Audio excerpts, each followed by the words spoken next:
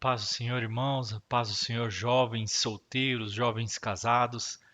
Vamos dar sequência nas palestras do mês de maio, o mês da família.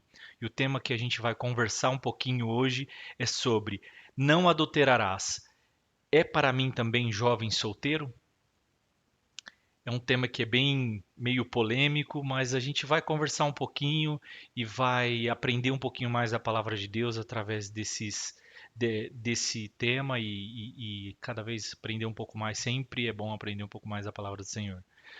O sétimo mandamento, não adulterarás, é só para os casados ou para os não casados também? O que se entende da palavra adultério?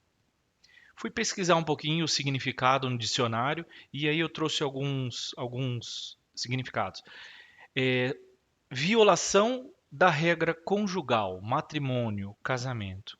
Infidelidade, traição. E no latim eu também consegui pesquisar um pouquinho e trouxe alguns significados, como corromper, estragar, mudar e alterar. Interessante esses significados, né?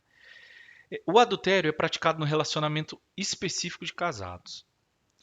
Porém, há algumas situações que a gente pode aplicar para os solteiros. Por exemplo, eu posso ser infiel a Deus sendo solteiro? Posso. Eu posso me corromper sendo solteiro? Posso. Eu posso trair a Deus sendo solteiro? Posso. E quantas vezes isso já não aconteceu? Não só os solteiros, mas também os casados no relacionamento com Deus.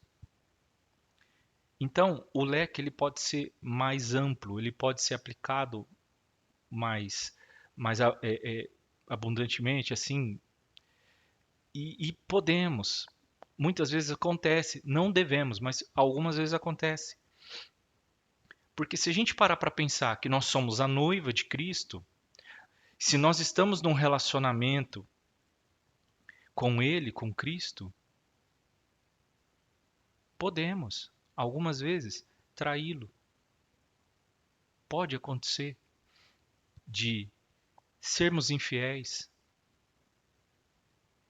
de sermos corruptos, como os significados nos trouxeram. E quando pensamos em adultério, vem em nossa mente a santidade sexual, que serve tanto para os casados quanto para os solteiros, que é, e que é viver essa pureza sexual diante dos ideais de Deus, diante da palavra de Deus. E nós vamos ver um pouquinho mais sobre isso no decorrer. Então, iniciando logo, a gente já entende que o adultério em si, a gente pode aplicar para os solteiros e para os casados.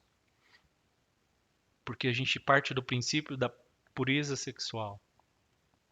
Eu tenho que viver conforme os princípios bíblicos, tanto como solteiro quanto como casado. E eu tenho que a minha vida tem que ser direcionada pela palavra de Deus, pelos princípios bíblicos. E só a palavra de Deus vai me guiar e poder me conduzir para que eu possa viver essa pureza sexual. E o que Deus deseja afinal para nós na área da sexualidade? Tem alguns pontos que nós vamos ver. O sexo é um presente de Deus. A Bíblia nos ensina que Deus criou o homem e a mulher, Gênesis 1:27, e na criação estava presente o desejo sexual. Ou seja, Deus, além de criar o homem e a mulher, nos inseriu na criação o desejo sexual. O que a gente tem que parar para pensar um pouco é o quê? A deturpação desse desejo. Mas o início, o princípio, é o desejo sexual que Deus colocou no nosso coração. Viver o sexo com uma pessoa do sexo oposto no casamento. A palavra-chave: viver o sexo no casamento. Na Bíblia encontramos vários textos que nos ensinam que a relação sexual é aprovada por Deus, porém no casamento. Vemos em Gênesis 2:24, 1 Coríntios 7:2 e Hebreus 13:4 que nós vamos ver agora. Olha lá o que Deus estabelece na palavra dele em Hebreus 13:4. Honrem o casamento e mantenham pura união conjugal, pois Deus certamente julgará os impuros e os adúlteros. Hebreus 13:4. Esse texto ele é aplicado tanto para o jovem solteiro, porque o jovem solteiro, a intenção dele é de contrair o matrimônio, tanto quanto para o jovem casado, para manter a pureza sexual. Olha lá, vamos ler novamente. Honrem o casamento e mantenham pura a união conjugal, que é a pureza sexual, pois Deus certamente julgará os impuros e os adúlteros. Temos que manter, a palavra de Deus nos orienta a manter essa pureza conjugal, que é a pureza sexual. Mas como eu faço para manter a santidade sexual para agradar a Deus? O que eu tenho que fazer para cumprir o que determina, o que estabelece o Hebreus 13:4? Aí a gente vai conversar um pouquinho mais, olha lá. Há alguns perigos que o jovem deve evitar. No namoro, jovem solteiro, ele deve evitar o quê? O contato físico. O excesso de contato físico pode trazer prejuízo para o relacionamento. A partir do momento que você excede o limite, você não está abençoando e sendo abençoado no namoro. Quando você excede esse contato, você pode levar esse relacionamento, você pode antecipar etapas que não deveriam ocorrer naquele momento. E talvez você não sabe se no futuro esse namoro vai chegar ao ponto de casamento, porque você está antecipando etapas que deveria viver somente no casamento. Aí você antecipa isso e você não desfruta plenamente daquilo que Deus tem para você. Porque você já desfrutou aquilo no namoro, que deveria ter sido desfrutado no casamento. E você para de viver, você para de viver o princípio bíblico de Hebreus 13:4 e não vive com a pureza sexual. Até onde eu posso ir no contato físico no namoro? Há partes no corpo que devem ser tocadas somente pelo marido e pela esposa, no casamento.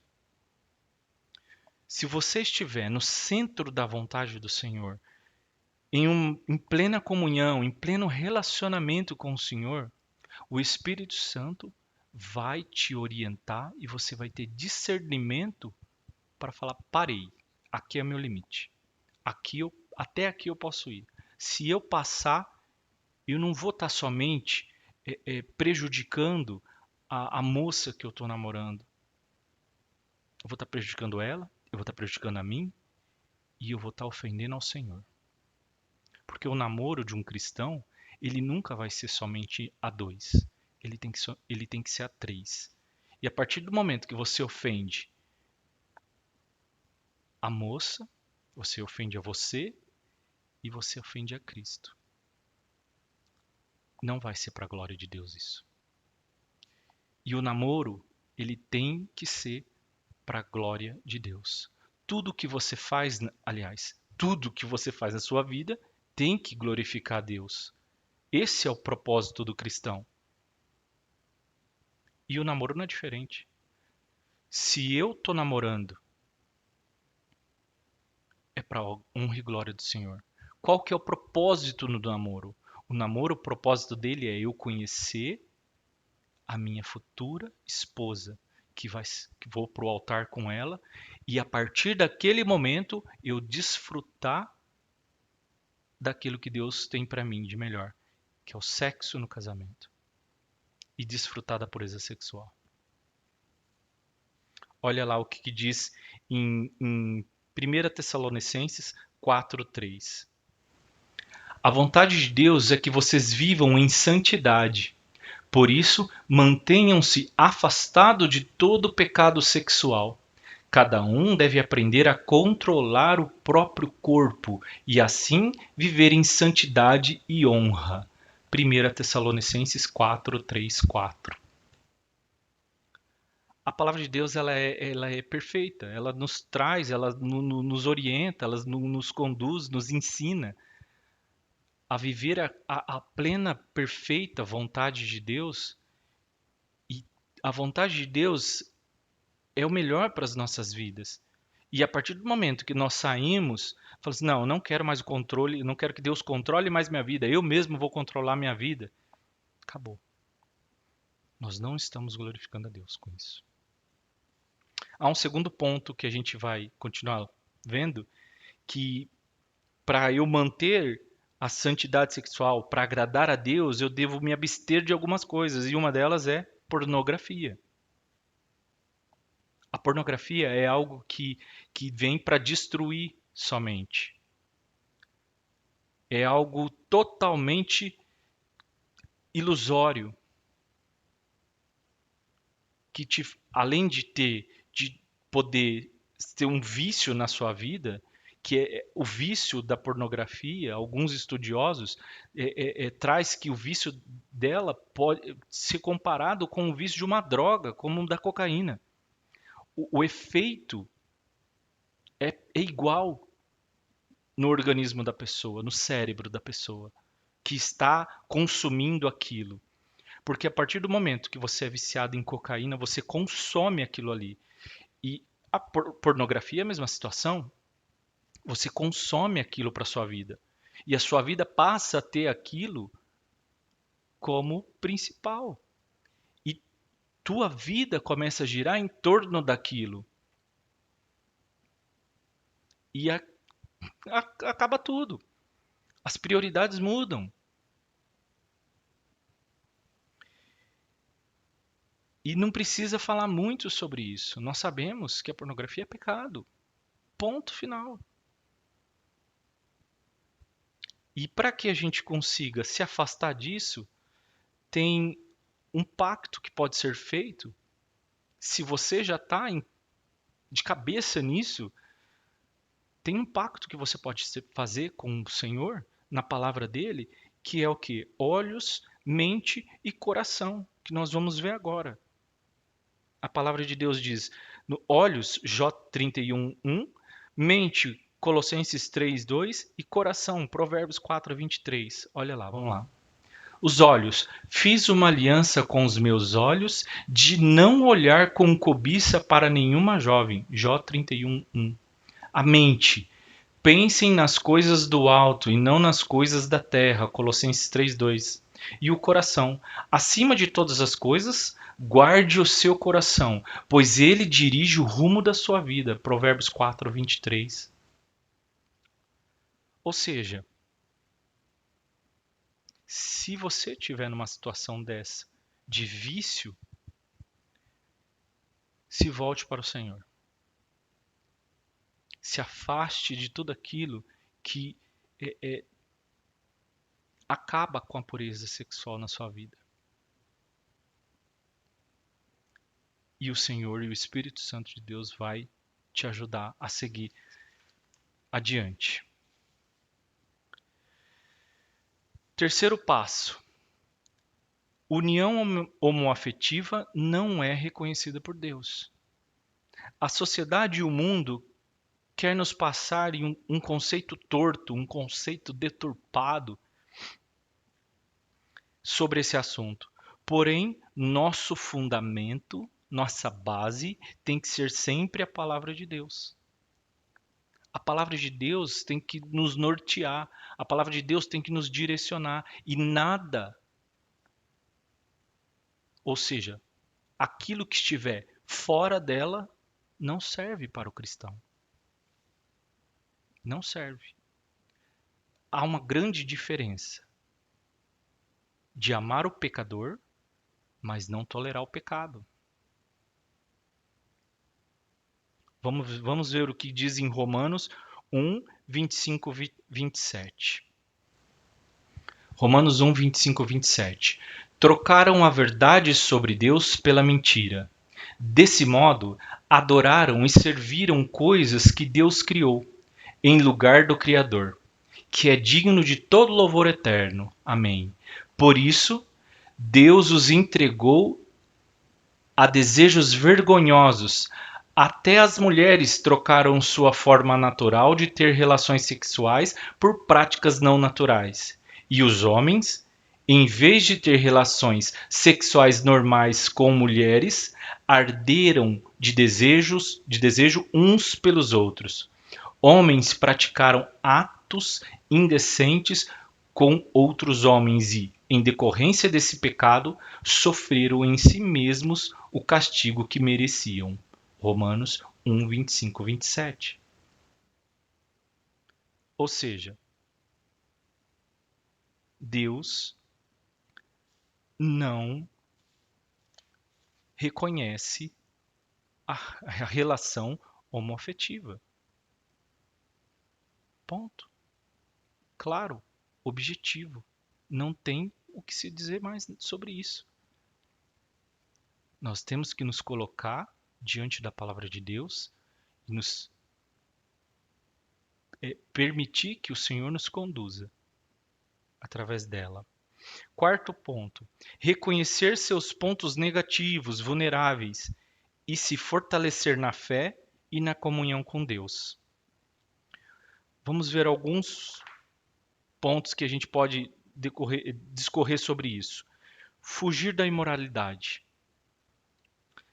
Fugir não é um ato de covardia, é reconhecer que você não é capaz de lutar contra aquilo. Isso não é covardia, é reconhecer a sua limitação. Estar consciente da sua fragilidade. Há alguns pontos nas nossas vidas que somos frágil. Temos algumas fraquezas. Somos seres humanos. Não somos perfeitos. Somos imperfeitos. E temos que reconhecer essa imperfeição.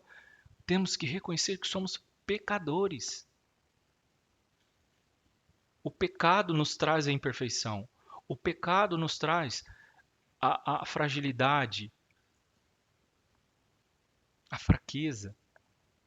E quando reconhecemos isso na nossa vida, o Senhor nos orienta a agir de forma que consigamos vencer aquilo que tanto nos aflige. E não é uma pessoa só, todo mundo tem o seu ponto de fraqueza, todo mundo tem a sua fragilidade. Cada um sabe naquilo que é vulnerável. E quando você coloca isso diante de Deus, Deus te ajuda a vencer aquilo. O Senhor, o Espírito Santo de Deus te ajuda a vencer aquilo. Porém, você tem que ter o quê? Se submeter a Ele. Se submeter ao senhorio dele. Vamos ver o que diz em 1 Coríntios 10, 12. Vamos lá. Portanto, se vocês pensam que estão de pé, cuidem para que não caiam. 1 Coríntios 10, 12. A palavra nos orienta. Se a palavra de Deus está nos orientando para nos cuidar, para que não caiamos, simples. Vamos seguir a palavra de Deus. E viver para a honra e glória do Senhor. Quinto ponto. Masturbação. É algo que é meio polêmico, que não é dito nas igrejas para os jovens, tanto meninos como meninas, para os jovens casados, que não é conversado sobre isso. Porém, a palavra de Deus, ela não fala, não cita essa palavra, né? Masturbação. Não traz nenhuma citação sobre isso, sobre esse assunto. Porém, a gente tem que estar atentos a isso, porque pode se tornar um vício. E lembrando que a masturbação é o ato de tocar as suas partes íntimas, tanto homem quanto mulher. E a partir do momento que a gente toca as partes íntimas, a gente pode incorrer numa situação de sexo solo. E se a gente se depara essa situação de sexo, a gente volta lá atrás, no início. Que sexo é permitido por Deus, porém no âmbito do casamento. Ou seja, o solteiro, a partir do momento que ele passa a ter essa prática, ele não vai ter essa prática pensando no futebol. Ele não vai, o menino não vai ter essa prática pensando no estudo, no cálculo que ele vai ter que fazer da faculdade, ou na matéria da faculdade que ele vai ter que fazer. A menina não vai pensar nisso, sei lá, no serviço, na maquiagem que ela vai fazer, entendeu? No cabelo que ela vai. Não. Ou no serviço que tem que ser feito. Para que haja a masturbação, tem que ter um estímulo a isso. E esse estímulo começa na cabeça, começa na mente. A partir do momento que você tem começa a se estimular, há um clique no cérebro da gente que vai começar a iniciar os pensamentos de estímulo à tua parte genital.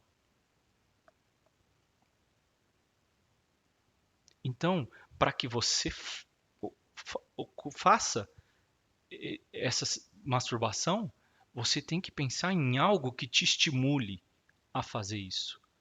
E quando você faz isso, se você não é casado, homem, se você não está pensando na sua esposa, mulher, se você não está pensando no teu esposo, algo está errado. Rapaz, jovem, menino solteiro, jovem, moça solteira. Se você está praticando isso, você está pensando em algo que te estimule a isso. E quando fazemos isso, nós temos que, primeira coisa, é lembrar que o nosso corpo é templo do Espírito Santo. E tudo aquilo que você faz reflete no templo do Espírito Santo. Você faz o que você faz com o seu corpo reflete no teu relacionamento com Deus.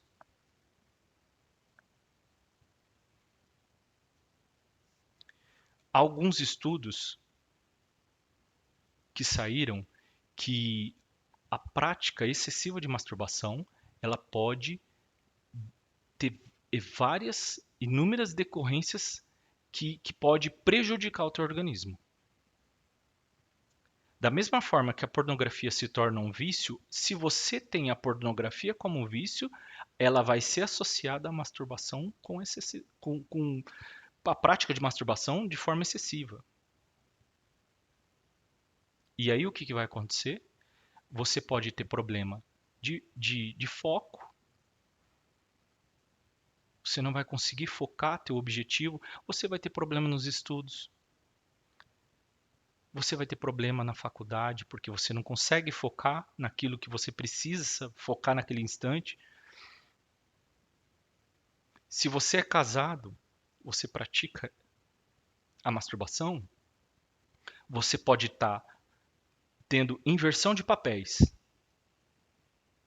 Que era para você estar vivendo com a sua esposa, você está vivendo sozinho. A tua esposa, se você está vivendo o que era para você viver com o teu marido, você está vivendo sozinha. Então, temos que tomar muito cuidado, muito cuidado. O sexo solitário para os jovens casados pode ser perigoso, tanto para os jovens casados, como eu acabei de falar agora, como para os jovens solteiros, que é o sexo solo. E lembrando, como já foi dito antes, o sexo é um presente de Deus para que seja vivido no matrimônio, para desfrutar com a sua esposa, com o seu marido. E chegando para encerrar, a conclusão que nós temos é o quê? Que nós temos que nos colocar diante da soberania do Senhor, nos afastar de tudo aquilo que nos tira da presença dele. Imoralidade, ter uma pureza sexual, nos guardar solteiros. Guarde-se para sua esposa, guarde-se para o seu esposo, para que você possa desfrutar a parte sexual conforme os princípios da palavra do Senhor. Isso é um presente de Deus. É algo maravilhoso. Que vocês possam ser direcionados pelo Espírito Santo de Deus e que ele possa guiá-los conforme a vontade dele. Se submeta à vontade do Senhor. Não fiquem ansiosos. Ai, preciso de arrumar um namorado. Ai, preciso de arrumar uma namorada. Tudo tem o tempo certo de Deus.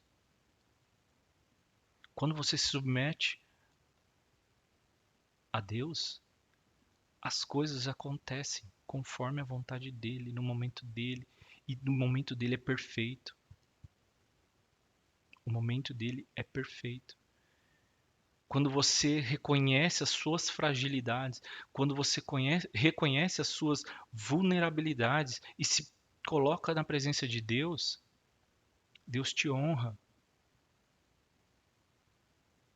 Deus te honra. Saiba que você não está só. Você tem um Deus maravilhoso que está ali todo momento para te ajudar. É só você se colocar diante dele. Independente do que você estiver passando, o Senhor é perfeito. Ele cuida dos seus.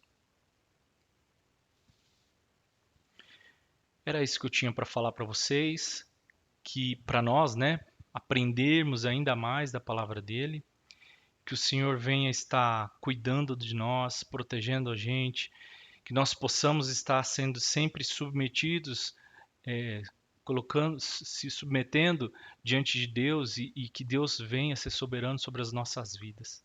Amém? Vamos orar para terminar.